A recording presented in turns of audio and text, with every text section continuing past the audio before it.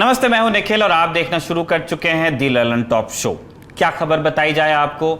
ये कि देश की संसद लगातार हंगामे की वजह से ठप चल रही है, ये कि लोकसभा की कार्रवाइयां 40-40 सेकंड में खत्म हो जा रही हैं, या ये कि पार्थ चैटर्जी की करीबी अर्पिता मुखर्जी के घर मिले नोटों के बाद पूछताछ में क्या जानकारियां सामने आई। खबर अरुणाचल से लापता मजदूरों के मिलने की भी है, लेकिन हमें लगता है कि आज एक गंभीर विषय पर ध्यान आकर्षित कराना जरूरी है, जो लोगों की जिंदगी और मौत से जुड़ा है सीधे सीधे। बीते कई दिनों से लगातार इमरजेंसी लैंडिंग्स की खबरें आ रही हैं। सरकार की तरफ से सख्ती के बावजूद 28 जुलाई को एक बार फिर असम के जोरहाट में इमरजेंसी सिचुएशन बन गई।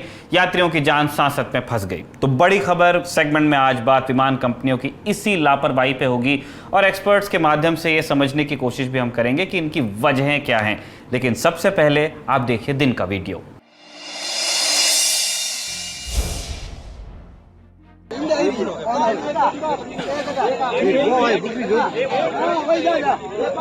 हवाई जहाज गिरने से यहाँ पे लगभग 15 फीट तक गहरा गड्ढा हो चुका है।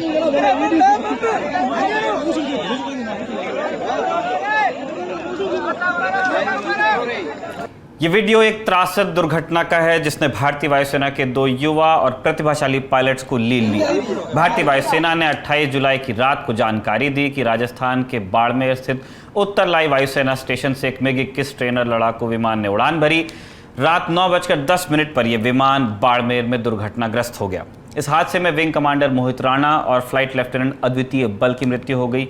ये एक ट्रेनिंग मिशन था और विंग कमांडर राणा इस फ्लाइट का नेतृत्व कर रहे थे। शुरुआती जानकारी के मुताबिक विमान सतह से काफ़ी करीब उड़ान भर रहा था। हादसे के बाद स्थानीय नागरिकों ने सबसे पहले मौके पर पहुंचकर ये वीडियोस बनाए जो हमने आपको दिखाए, और इसके बाद पुलिस को सूचना दी गई। प्रत्यक्षदर्शियों ने बताया कि मलबा छोटे छोटे टुकड़ों में बिखर गया था और ज़मीन में एक बड़ा सा गड्ढा हो गया था। यह हादसा क्यों हुआ, ये मालूम करने के लिए वायुसेना ने कोर्ट ऑफ इंक्वायरी का गठन कर दिया है। इस घटना के बारे में वायुसेना प्रमुख एयर चीफ मार्शल विवेक राम चौधरी ने रक्षा मंत्री को भी जानकारी दे दी है। हादसे में दोनों पायलट्स के देहांत की जानकारी सामने आते ही MiG-21 विमानों को लेकर एक बार फिर जोरदार बहस शुरू हो गई है। ये लगातार पूछा जा रहा है कि 1963 में भारतीय वायुसेना में शामिल हुए इन विमानों को भारतीय वायुसेना आज क्यों उड़ा रही है, वो भी तब जब इन पर उड़ता ताबूत या फ्लाइंग कॉफिन होने का आरोप लगता रहा है। इस बारे में हम कुछ तथ्य दर्शकों के सामने रखना चाहते हैं। ये बात सही है कि MiG-21 विमान 400 से ज़्यादा बार हादसों का शिकार हुए हैं और इन हादसों में वायुसेना के 200 से भी ज़्यादा पायलट्स की जान गई है। पिछले 20 महीनों में ही 5 हादसे हुए जिनमें 6 पायलट्स की जान गई। इन आंकड़ों को देखकर ये वाकई लगता है कि विमान असुरक्षित है। तथ्य अपनी जगह पर अटल हैं, लेकिन इन्हें हम सही संदर्भ में भी देखें, ये ज़रूरी है। MiG-21 इतनी बार दुर्घटनाग्रस्त इसलिए हुए हैं क्योंकि इनका उपयोग हम 6 दशकों से कर रहे हैं। 1963 में सेवा में आने के बाद कुल 874 MiG-21 विमान भारतीय वायुसेना में शामिल हुए। वायुसेना ने इन विमानों से हर तरह के मिशंस को अंजाम दिया है। चूंकि बड़ी संख्या में विमान लंबे समय तक उड़ाए गए, इसलिए दुर्घटना भी ज़्यादा हुई। इसका मतलब ये नहीं है कि विमान अपने आप में असुरक्षित हो जाता है। हमें यह समझना होगा कि हम एक पुराने डिज़ाइन का विमान उड़ा रहे हैं। हम कितने भी पेशेवर ढंग से इन्हें मेंटेन करते रहें और उड़ाते रहें, कुछ न कुछ दुर्घटनाएं होती रहेंगी। भारतीय वायुसेना दशकों से MiG-21 विमानों को सेवा से बाहर करने की कोशिश कर रही है, लेकिन क्रमशः एक के बाद एक आई सरकारों ने नए विमानों को खरीदने की बात को टाला ही है। घरेलू लड़ाकू विमान LCA तेजस के 2 स्क्वाड्रंस को अगर आप एक तरफ रख देते हैं, तो वायुसेना के लिए नए लड़ाकू विमानों का आखिरी सौदा हुआ था 6 साल पहले 2016 में। तब भी भारत सरकार ने 126 की जगह महज 36 रफाल विमानों का सौदा किया था, जो कि पूरा हो चुका है। तब से लेकर अब तक भारतीय वायुसेना को नए लड़ाकू विमानों के नाम पर कुछ तेजस विमान ही मिले हैं, जिनमें क्रमशः सुधार किया जाना है क्योंकि अंडर डेवलपमेंट है। भारतीय वायुसेना के पास लड़ाकू विमानों की संख्या लगातार घट रही है, इसलिए वायुसेना पुराने विमानों को रिटायर न करने के दबाव में रही है। इसलिए हमारे पायलट्स MiG-21 को उड़ा रहे हैं। अगर आप इस बारे में ज़्यादा जानकारी चाहते हैं तो हमारी खास पेशकश रखवाले को भी देख सकते हैं। रक्षा पत्रकार राहुल सिंह के मुताबिक 80 के दशक से लेकर 21वीं सदी के पहले दशक तक एक वक्त वो भी था जब भारतीय वायुसेना के पास एडवांस जेट ट्रेनर्स नहीं थे और वायुसेना को MiG-21 विमानों को पायलट्स की ट्रेनिंग के लिए इस्तेमाल करना पड़ रहा था। ये बात समझने वाली है कि MiG-21 के ट्रेनर संस्करण होते हैं, लेकिन MiG-21 एक ट्रेनर विमान है नहीं, ये एक सुपरसोनिक फाइटर जेट है। इस दौरान बड़ी संख्या में जहाज क्रैश हुए और पायलट्स मारे भी गए। MiG-21 को उड़ाते हुए ही ग्रुप कैप्टन अभिनंदन वर्तमान ने पाकिस्तानी F-16 को मार गिराया था, लेकिन अब ये विमान जितनी जल्द सेवा से बाहर हों वायुसेना के लिए बेहतर है। भारतीय वायुसेना 2025 तक इन लड़ाकू विमानों को पूरी तरह सेवा से बाहर करने वाली है। श्रीनगर में तैनात नंबर 51 स्क्वाड्रन के MiG-21 इसी सितंबर में सेवानिवृत्त हो जाएंगे। लेकिन दर्शक ये जान लें कि अभी कम से कम 2.5 साल और MiG-21 उड़ते रहेंगे। इसका जिम्मेदार कौन, आप खुद हिसाब लगाते रहिए।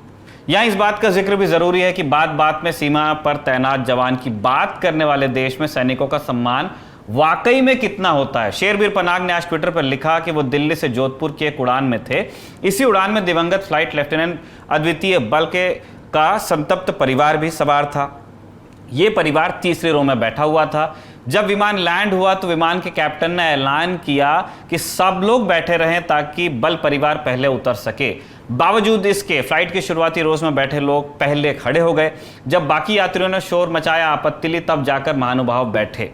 अगर आप समझना चाहते हैं कि हम 1963 से लेकर अब तक MiG-21 क्यों उड़ा रहे हैं, तो आपको इस घटना से समझ में आ जाना चाहिए कि हमारे यहाँ सेना को लेकर असल में कितनी चिंता है। यह था दिन का वीडियो। अब चलते हैं दिन की सुर्खियों की तरफ।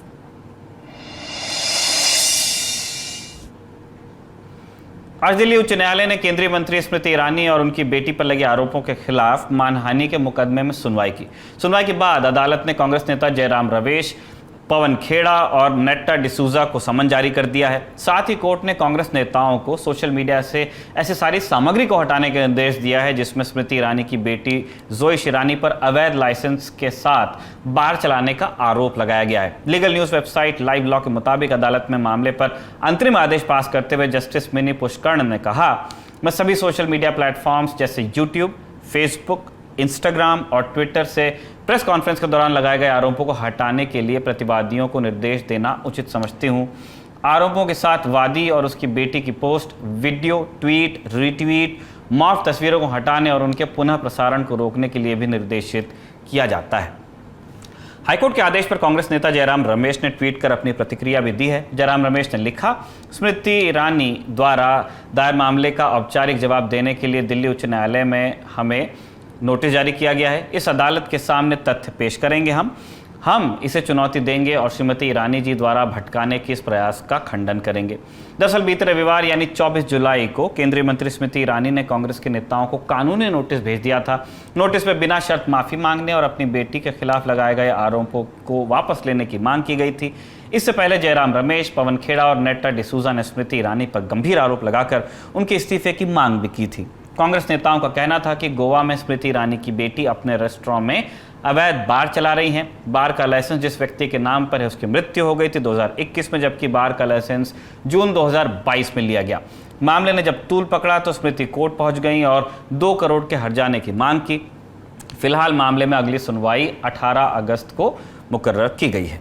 दूसरी सुर्खी अरुणाचल प्रदेश से है। यहाँ के कुरुंग कुमे जिले में पिछले 15 दिनों से लापता असम के 5 मजदूरों के शव मिले हैं।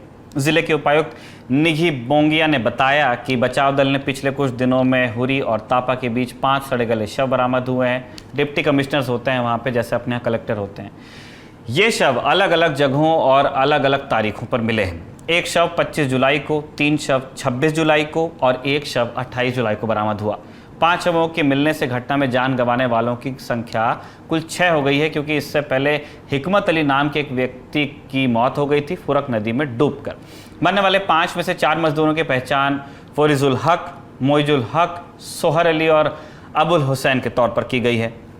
घटना 5 जुलाई की है, जब ईद के दौरान छुट्टी न मिलने पर 19 मजदूर भारत चीन सीमा पर कोलोरियांग जिले से 200 किलोमीटर की दूरी पर चल रहे निर्माण कार्य को छोड़कर घर के लिए निकल गए थे। ये लोग 8 और 11 लोगों के 2 समूहों में पैदल ही घर के लिए निकले थे और तब से ही लापता थे। मीडिया रिपोर्ट्स की माने तो ये सभी मजदूर बॉर्डर रोड्स ऑर्गेनाइजेशन यानी बीआरओ के लिए सड़क बनाने का काम कर रहे थे।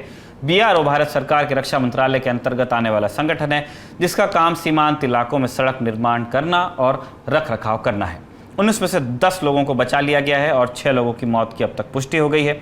अधिकारियों का कहना है कि जब तक बाकी बचे 3 मजदूरों के बारे में मालूम नहीं चल जाता, तब तक सर्च ऑपरेशन जारी रहेगा। अगली सुर्खी ममता सरकार में मंत्री रहे पार्थ चैटर्जी की करीबी अर्पिता मुखर्जी से जुड़ी हुई है। उन्हें आज मेडिकल चेकअप के लिए अस्पताल ले जाया गया। इस दौरान अर्पिता बेहोश होकर गिर पड़ी और उनके पैर में चोट आना बताया गया। गिरने के बाद अर्पिता मुखर्जी फूट फूट कर रोने लगी और उनकी रोती हुई तस्वीरें खबरों में तैरती रहीं। इससे पहले पश्चिम बंगाल शिक्षक भर्ती घोटाले के संबंध में ईडी की पूछताछ में अर्पिता मुखर्जी ने चौंकाने वाले खुलासे किए थे। अर्पिता ने कहा कि उन्हें इस बात का कोई अंदाजा नहीं था कि कोलकाता के 2 अपार्टमेंट्स में, जो कि उनके ही थे, वहां 27 करोड़ से भी ज्यादा की रकम और कीमती सामान रखा हुआ है। फ्लैट के बंद कमरों में पार्थ चैटर्जी अकेले जाते थे। अर्पिता का यह दावा है कि जिस कमरे में पैसे थे उन्हें वहां जाने की अनुमति थी नहीं।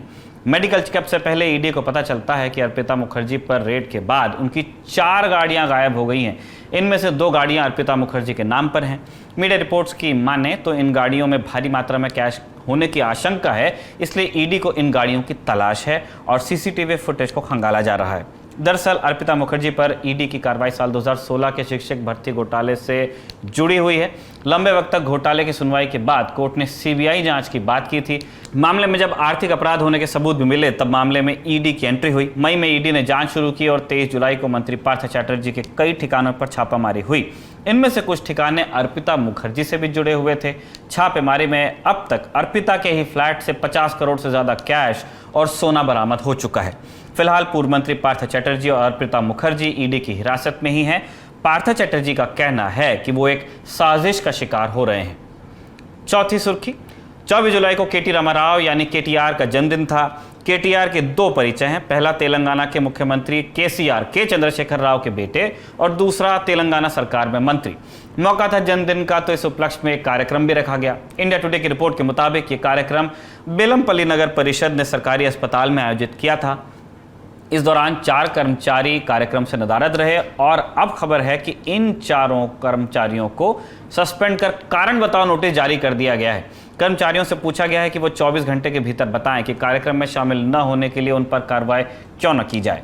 अगर कर्मचारी संतोषजनक जवाब नहीं दे पाते हैं तो उनके खिलाफ अनुशासनात्मक कार्रवाई हो सकती है। निलंबित कर्मचारियों का आरोप है कि उन्हें समझाने का उचित अवसर दिए बिना सस्पेंड कर दिया गया। मीडिया में खबर आने के बाद बीजेपी टीआरएस पर हमलावर है। बीजेपी की तरफ से आईटी सेल के मुखिया अमित मालवीय ने ट्वीट कर केटीआर को राजकुमार बता दिया है और सवाल खड़े किए हैं।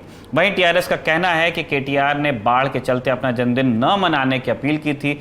जिस दस्तावेज का हवाला देकर अमित मालवीय और बीजेपी राजनीति कर रही है वो असल में एक वृक्षारोपण कार्यक्रम का है। ये टीआरएस की तरफ से आया जवाब था।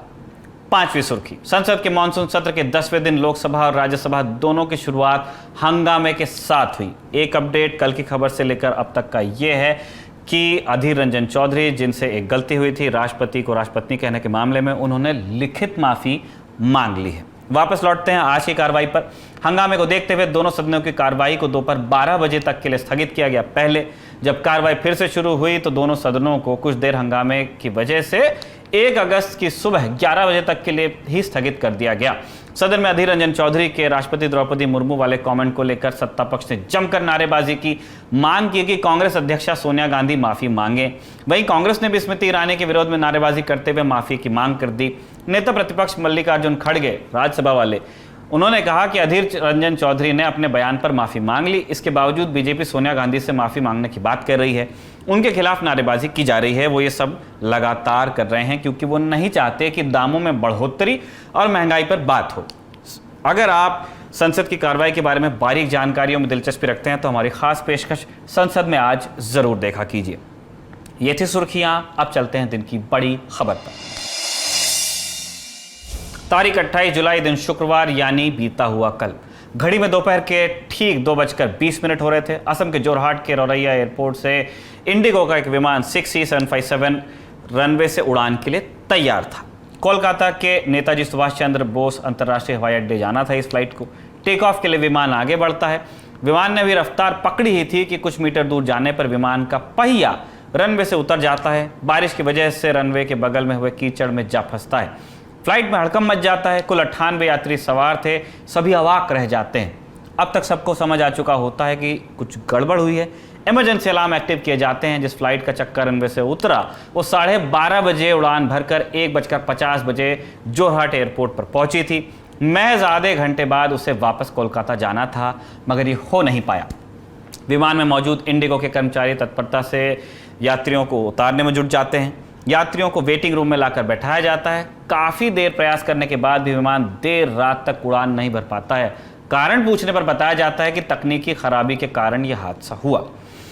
तकनीकी खराबी, बीते कई दिनों से यह शब्द बार बार सुनने को मिल रहा है। आप गूगल पर तकनीकी खराबी लिखकर सर्च कर लीजिए, आपको ढेर सारी खबरें ऐसे मिल जाएंगी जहां फ्लाइट की इमरजेंसी लैंडिंग की बात है।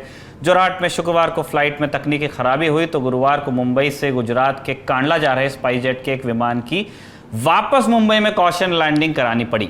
ये सब तब हो रहा है जब बुधवार को ही directorate general of civil aviation यानी डीजीसीए, जो कि भारत में विमान परिचालन को रेगुलेट करती है संस्था, वो निगरानी भी रखती है, इसने स्पाइसजेट को नोटिस दिया हुआ है।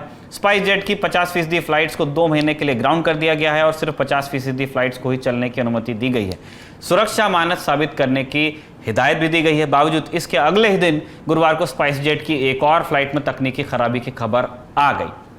स्पाइसजेट की फ्लाइट से इस तरह की खबरें पहली और आखिरी बार नहीं आ रही हैं। ये पिछले 40 दिनों में स्पाइसजेट के विमानों में तकनीकी खराबी की वजह से कम 9वीं घटना है जिसकी जानकारी हमारे पास है।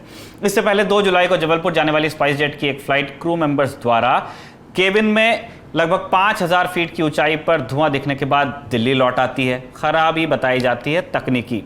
बीते दिनों में पटना में उड़ते हुए विमान में आग लग गई, वजह वही बताई जाती है तकनीकी खराबी। 5 जुलाई को एक स्पाइसजेट मालवाहक विमान जो चीन में चोंगकिंग की ओर जा रहा था, कोलकाता वापस लौट आता है क्योंकि पायलटों को उड़ान के बाद एहसास होता है कि मौसम राडार काम नहीं कर रहा था। उसी दिन स्पाइसजेट की दिल्ली दुबई उड़ान को खराब ईंधन संकेतक के कारण कराची की ओर मोड़ दिया जाता है। कराची में इमरजेंसी लैंडिंग भी होती है, वजह फिर वही बताई जाती है तकनीकी खराबी। आजकल एक मीम चल रहा है, उसी की भाषा में कहें तो देख रहा है विनोद किस तरह से यात्रियों की जान के साथ खिलवाड़ किया जा रहा है।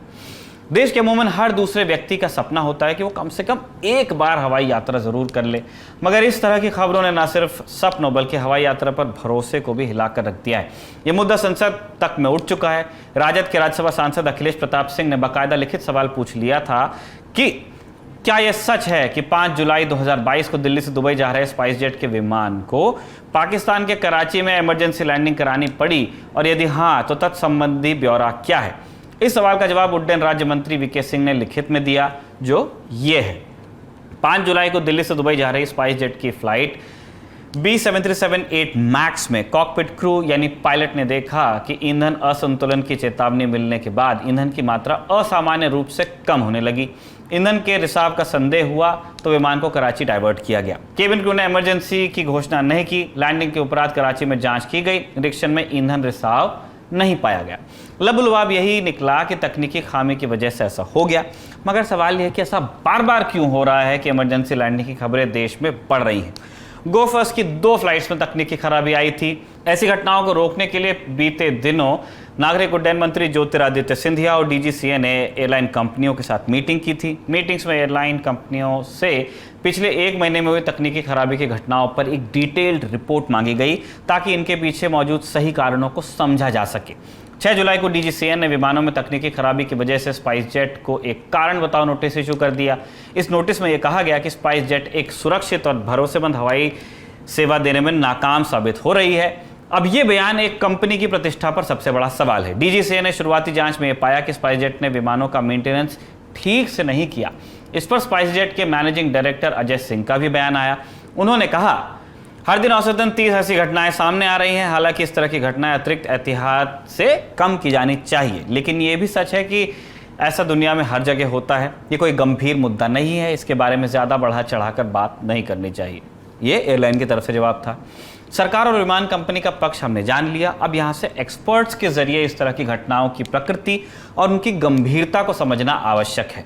हमने एविएशन के एक्सपर्ट और पूर्व पायलट विपुल सक्सेना से बात की। उन्होंने क्या कहा, आप ध्यान से सुनिए। तो पहले तो मैं आपको सिस्टम समझाता हूँ। ठीक है। क्या होता है, हर एयरलाइंस को 6 महीने पहले अपना एक शेड्यूल देना पड़ता है डीजीसीए को अप्रूवल के लिए। उसमें उनको पूरा प्लानिंग देना पड़ता है कि भी एयरक्राफ्ट की प्लानिंग क्या, कितने एयरक्राफ्ट अवेलेबल रहेंगे, उसके अनुसार उनके पास क्रू अवेलेबल रहेंगे नहीं रहेंगे, पायलट्स अवेलेबल रहेंगे नहीं रहेंगे, इंजीनियर्स अवेलेबल रहेंगे नहीं रहेंगे, कैबिन क्रू अवेलेबल रहेंगे नहीं रहेंगे। तो वो सारा एक प्लानिंग का डॉक्यूमेंटेशन सपोर्ट से वो एक शेड्यूल देते हैं डीजीसीए को अप्रूवल के लिए। और वो उसमें एक अंडरस्टूड और यू कैन से कि एक एग्रीमेंट होता है कमिटमेंट होता है कि इन सबको मैनेज करने के लिए उनके पास सफिशिएंट फंड्स हैं। ओके, उसके ऊपर भी डिटेल गाइडलाइंस हैं, उस पर मैं भी जाऊंगा नहीं। पर होता क्या है कि इस तरीके से एक सिस्टम ऑलरेडी है, पर हो क्या रहा है एक्चुअली कि उस सिस्टम को, उस अप्रूवल प्रोसेस को कितना डिलीजेंटली डीजीसीए स्क्रूटनाइज करता है, कितना उसको उसमें डीप में जाता है कि वास्तव में ये एयरलाइन की स्थिति अगर है या नहीं है। ओके, उसके 2-3 तरीके हैं। एक तो इन लोगों का सर्विलेंस एक्ट होते हैं, उनका पूरे साल का सर्विलेंस प्रोग्राम आता है, एयरवर्दिनेस डिपार्टमेंट का, ऑपरेशंस का, सेफ्टी का, ठीक है। और उसमें क्या होता है कि ये लोग काफी डिटेलिंग में जाते हैं as per process. Okay, actual में कितना होता है वो मैं उस पर कमेंट नहीं कर पाऊंगा, और उसमें जो फाइंडिंग निकलती है उसका क्या होता है, कितना उस पर एक्शन होता है, उसके बारे में मैं कमेंट नहीं कर सकता हूँ। पर प्रोसेस बहुत बढ़िया डाला हुआ है, और मैं समझता हूँ कि इन इतने अच्छे प्रोसेस, इतने रोबस्ट सिस्टम होने के बाद और इतने एफिशिएंट ऑफिसर्स होने के बाद अगर इस तरह की घटनाएं हो रही हैं जहाँ पे कि ब्लेटेंट लैप्सेस पाए गए हैं मेंटेनेंस के अंदर, ऑपरेशंस के अंदर, सेफ्टी के अंदर, पैसेंजर कंफर्ट के अंदर, तो मैं समझता हूँ कहीं ना कहीं सीरियस ओवरलुक हुआ है बाय डीजीसीए। तो उसी का रिजल्टेंट होता है कि जब आप शॉर्टकट लेंगे, आप कुछ चीजें ओवरलुक कर देंगे जो कि क्रिटिकल होती हैं फ्लाइंग ऑपरेशन के लिए, तो ऑब्वियसली वो आप कहने के सेफ्टी कंप्रोमाइज होगी। जब सेफ्टी कंप्रोमाइज होगी तो डेफिनेटली आपका एयरक्राफ्ट या तो वो ढंग से फ्लाई नहीं कर पाएंगे, या उनमें स्नैग आते रहेंगे, या कभी कहीं इमरजेंसी लैंडिंग कर दिया।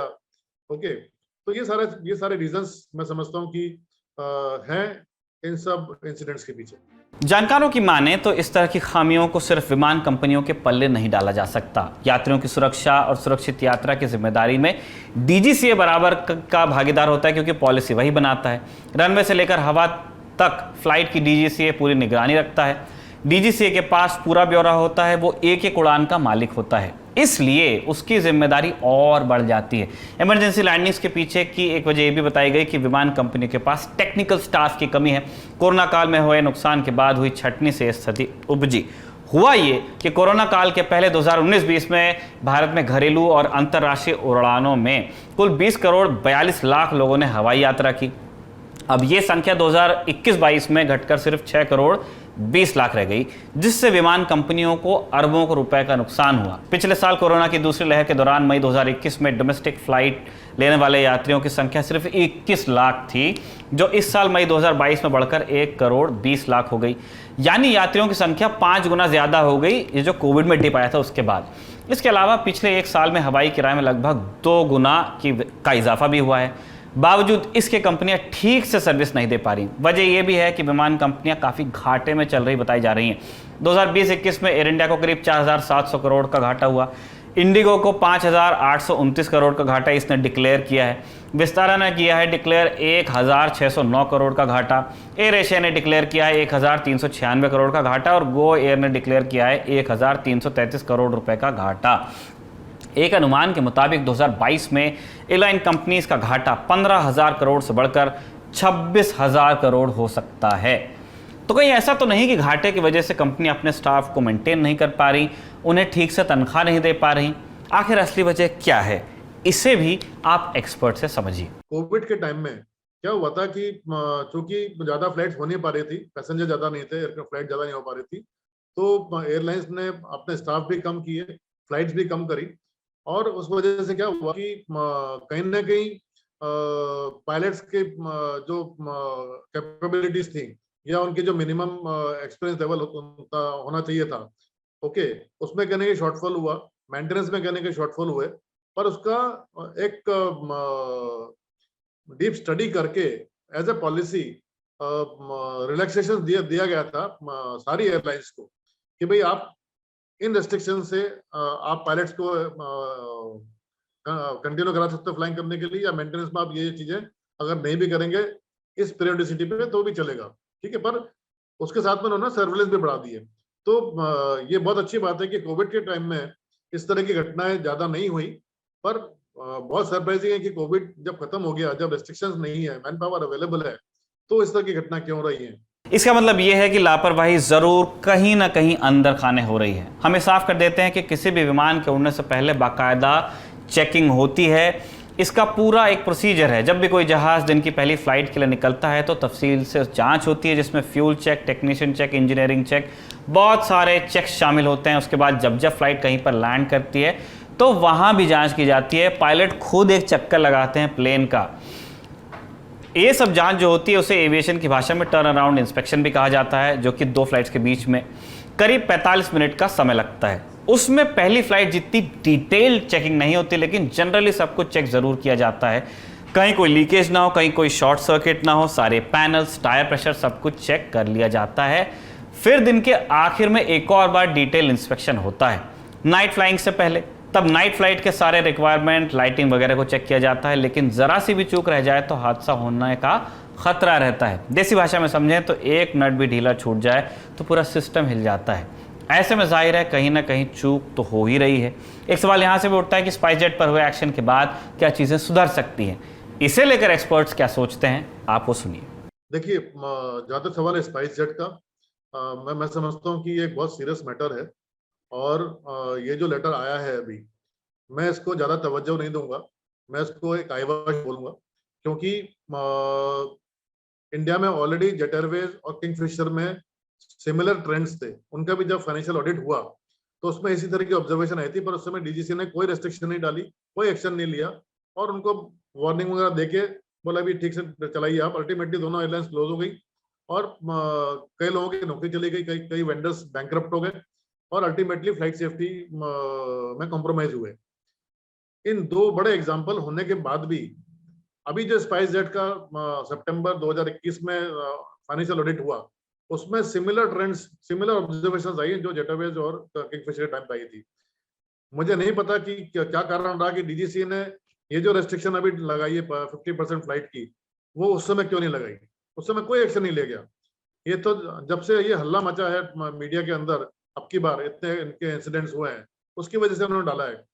मैं समझता हूँ कि अभी जो एक्शन लिया गया है वो 2021 में फाइनेंशियल ऑडिट के बाद ही ले लेना चाहिए था, और आज की जो स्थिति है उसमें कम से कम इसका जो एयर ऑपरेटर्स लाइसेंस होता है, एओसी जिसको बोलते हैं, वो कम से कम 3-4 महीने के लिए सस्पेंड करना चाहिए, या जब तक कि एयरलाइंस प्रूव नहीं कर दे कि वो फाइनेंशियली वायबल है ऑपरेशन करने के लिए, और उनके ऊपर कोई बर्डन्स नहीं है। क्योंकि जब आप फाइनेंशियली स्ट्रेस्ड होगे तो आप कहीं ना कहीं कॉस्ट कम करने के लिए शॉर्टकट लोगे। तो वो एक बहुत बड़ा इश्यू जो मैं समझता हूँ कि हमारे माननीय मंत्री सिंधिया जी बहुत डायनेमिक मिनिस्टर है, और काफी नजर रखे हुए हैं क्या हो रहा है सिविल एविएशन में। मैं समझता हूँ कि वो अगर इस प्रोग्राम को देख रहे हैं तो मेरे इस पॉइंट को कंसिडर करेंगे, और कुछ ना कुछ सीरियस एक्शन होना चाहिए। इस एयरलाइंस को आज की स्थिति में उड़ने का कोई अधिकार नहीं है। जानकार गड़बड़ करने वाली कंपनी पर सख्त एक्शन चाहते हैं ताकि चीजें सुधर सकें। डीजीसीए ने अपने पत्र में जिस तरह के ऑब्जर्वेशन लिखे हैं उसे पूरी तरह से पालन किया जाना चाहिए। एक फ्लाइट में सैकड़ों यात्रियों की जान का सवाल होता है। एक पायलट देश के लिए कीमती होता है। ऐसे में ज़रूरी है कि वक्त रहते ज़रूरी एहतियात बरती जाए, वरना बिन बुलाए किसी बड़े हादसे को दावत मिल सकती है। आज के शो में बस इतना ही। अपना और अपने को ख्याल रखिए। आपसे मुलाकात होगी अब अगले एपिसोड में। तब तक के लिए दीजिए इजाज़त। देखते रहिए दी ललन टॉक।